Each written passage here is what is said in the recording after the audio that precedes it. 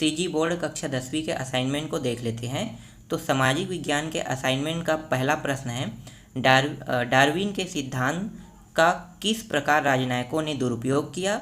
क्या दूसरे देशों पर आधिपत्य करने वाले देश ही उन्नति कर सकते हैं? तो इसके आंसर में आपको क्या लिखना है? इसके आंसर में आपको पूरा ये वाला आंसर पूरा का पूरा लिखना है। ठीक है, ये एकदम 100% सही आंसर है, थोड़ा भी इसमें गलती नहीं है। ये पूरा का पूरा बुक से लिया हुआ प्रश्न है, तो इसीलिए ये 100% सही आंसर है। तो आपको इसी आंसर को लिखना है। चलो इसके बाद देख लेते हैं अगला प्रश्न को। दूसरा प्रश्न है, प्रथम विश्व युद्ध में सैनिकों की दशा सुधारने के लिए क्या क्या कदम उठाए जा रहे हैं?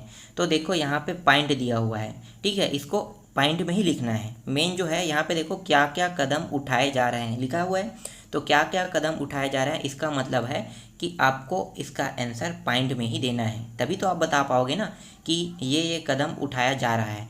तो इसको आप पॉइंट में लिखोगे, तो पॉइंट में लिखोगे तो जो चेक करने वाला होता है, जो आपके असाइनमेंट को चेक करेगा, उसे लगेगा कि हाँ एग्जैक्ट आंसर है। अगर क्वेश्चन अगर एग्जाम में आता है तो आप अगर पॉइंट में लिखोगे तब एकदम अच्छे से नंबर आपको देगा। तो आपको इसे पॉइंट में लिखना है। ठीक है, तो यहाँ पे देख सकते हो, यहाँ पे टोटल 5 पॉइंट है। तो इन 5 पॉइंटों को आपको लिखना है। ये बहुत ही महत्वपूर्ण जानकारी है आप लोगों के लिए। चलो आगे देखते हैं अगले प्रश्न को। तीसरा प्रश्न है, संसद का न्यायिक काम क्या है? इस काम को उच्चतम न्यायालय को न देकर संसद को क्यों दिया गया है? तो इसका आंसर में आपको लिखना है ये वाला पूरा आंसर। ठीक है, तो ये भी एकदम सही आंसर है, तो आपको इसी को लिखना है पूरा का पूरा।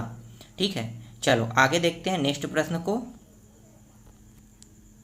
चौथा प्रश्न है, भारत के राष्ट्रपति की शक्तियों एवं कार्यों की संक्षेप में विवेचना कीजिए।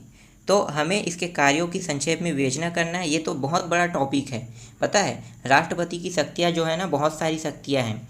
तो इनमें से हम सिर्फ कुछ ही शक्तियों को देख रहे हैं, 5-6 जो ज़्यादा महत्वपूर्ण है। महत्वपूर्ण तो सभी शक्तियाँ हैं, पर कुछ ही शक्तियों को देखेंगे। तो चलो इसमें पहला क्या होगा? कार्यपालिका संबंधी कार्य एवं शक्तियाँ। ठीक है, इसमें देखेंगे टॉपिक में। तो इसमें हम आपातकालीन की शक्ति, कार्यपालिका की शक्ति देख रहे हैं। तो कार्यपालिका की शक्ति पहला है। तो पहला कार्यपालिका की शक्ति में देखो क्या क्या कर सकते हैं। प्रधानमंत्री, राज्यपाल, महान्यायवादी, इन सब की नियुक्ति करता है। तो नियुक्ति वाला काम कार्यपालिका की उसकी शक्ति होता है। फिर आपातकालीन जो शक्ति होता है वो होता है जब युद्ध की स्थिति हो जाता है किसी दूसरे देश के साथ, या अंदर में ही जब कोई राज्य जैसे होता है, तो उस राज्य का विधानसभा भंग हो जाता है ना, तब आपातकालीन की शक्ति लगाया जाता है। इसी तरह देखो सैन्य शक्ति है, सैन्य शक्ति इसके पास है। उसके बाद देखो न्यायिक शक्ति है, ये सब इम्पॉर्टेंट है। न्यायिक शक्ति है, फिर विधायी शक्तियाँ हैं, ठीक है, वित्तीय शक्तियाँ हैं। तो ये सभी के सभी आपको पूरा का पूरा लिखना है। ये बहुत ही महत्वपूर्ण जानकारी है आप लोगों के लिए। तो पूरा का पूरा आप इन प्रश्नों को अच्छे से असाइनमेंट में लिख लेना।